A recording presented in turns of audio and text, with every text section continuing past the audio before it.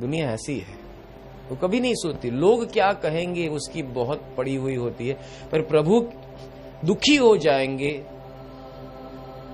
ये तो ना दुख थाय ભગવાનને દુઃખ હોતું હશે, ભગવાન નારાજ થાય, ભગવાન કોઈ દિવસ નારાજ ના થાય, ભગવાન કોઈ દિવસ ગુસ્સે ના થાય।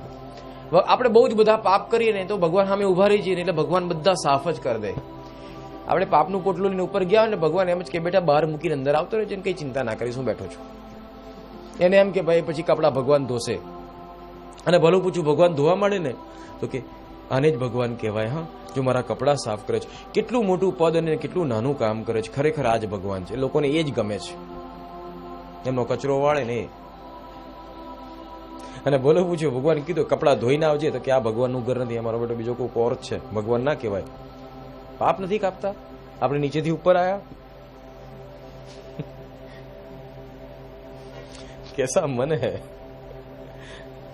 लोगों को ऐसा भगवान चाहिए जो उनके हर एक गुनाह हर रोज माफ करता जाए, और दूसरे दिन जब गुनाह करे तो भगवान के wish you best of luck, don't worry, मैं माफ कर दूंगा, जाओ जाओ तुम जाओ।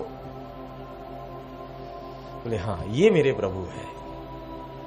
प्रभु हो तो ऐसे, दुर्योधन जैसे।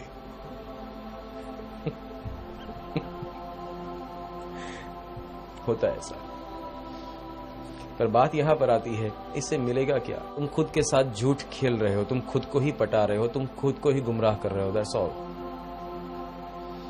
क्योंकि तुम बहुत शातिर हो, चालाक हो, इसलिए सत्य को जानते हो। सत्य को क्यों एनालिसिस नहीं करते? सत्य सत्य ही रहेगा। जैसा वर्तन तुम प्रभु के साथ करोगे ऐसा वर्तन तुम्हारे साथ होगा। तुम सच्चा प्रेम करोगे तो सच्चा प्रेम मिलेगा, तुम झूठा प्रेम करोगे तो अंत में झूठ मिलेगा। तुम दंभ करोगे तो जगत भी दंभ होगा। तो भगवान को बोल दोगे मैं भक्ति करता हूं तो भगवान भी बोल दे हाँ मैं तुझे स्वर्ग देने वाला हूं। फिर बाद में भक्ति जैसे फूट जाएगी, ऐसे स्वर्ग में जाने का बोर्ड है चेंज हो जाएगा। That's all. जैसी करनी वैसी भरनी, और तो अफर कायदा है, कायदा कभी बदलता थोड़ी है। इसीलिए दुनिया में हर एक जगह चालाकी शायद चल सकती है, साहेब के दरबार में नहीं। ईश्वर के दरबार में कभी चालाकी न करियो, वो सब जानता है। चलो समझ लो मैं अगर आपके साथ नहीं हूं, आप सोचते हो साहब ने तो कहा है कि भाई चीटी के पग जीवरवा जो वो भी साहिब सुनता है, तो मैं जो काम करता हूं वो साहिब को पता क्यों नहीं चलता? पता नहीं चलता ऐसा नहीं, और रिजल्ट लिखा ही जाता है। उसका मतलब क्या जानते हो? बहुत सुंदर कहा है कि अगर मेरा विद्रोह करने से मेरे अलावा तुझे सब कुछ मिल सकता है, मैं नहीं। और जब वो ही टूट गया तो बाकी का सब पाकर क्या फायदा? मुक्ति का रास्ता वही मेरे लिए बंद हो गया। वो जान चुका है, वो जान चुका है। एक, वो जानता भी है कि तुम गलत कर रहे हो। दो, तुम गलत कर रहे हो वो भी झूठा सच इस तरह से कर रहे हो, दम्भ कर रहे हो, झूठ मूठ का दिखावा करते हो। ईश्वर क्यों तुम्हें रोकेगा? चल फिर तू तेरी चाल, मेरा काम है स्विच ऑफ कर देना, बस चल। अब आखिर में कुछ पता नहीं चलेगा। जैसे कर्ण ने गुरुद्रोह किया था तो श्राप उसको लगा था, तो श्राप लगा तो जरूर था, पर असर कब हुई? युद्ध के मैदान में। गुरु ने कहा था कि जब तेरी आखिरी लड़ाई होगी तब तो तेरी सभी विद्याएं भूल जाएगा।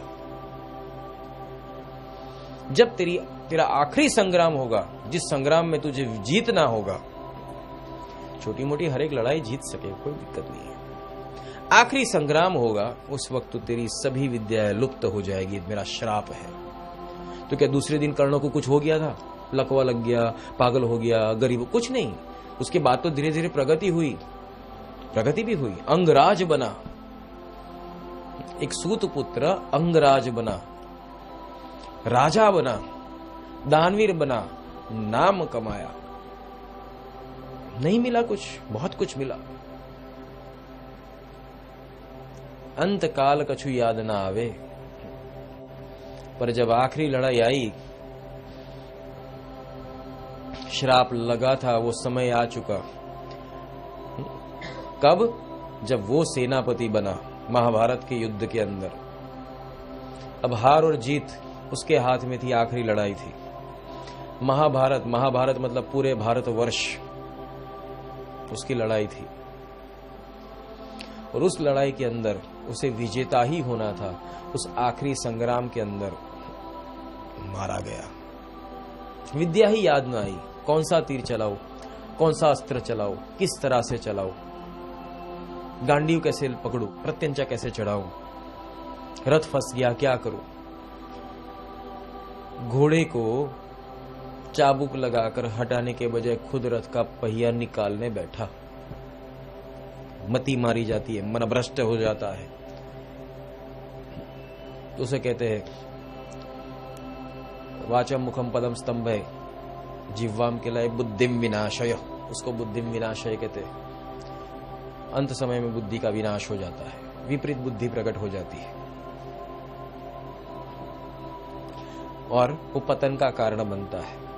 और कुछ पल ही तो थे, पर पापियों के पक्ष में बदनाम होकर मारा गया।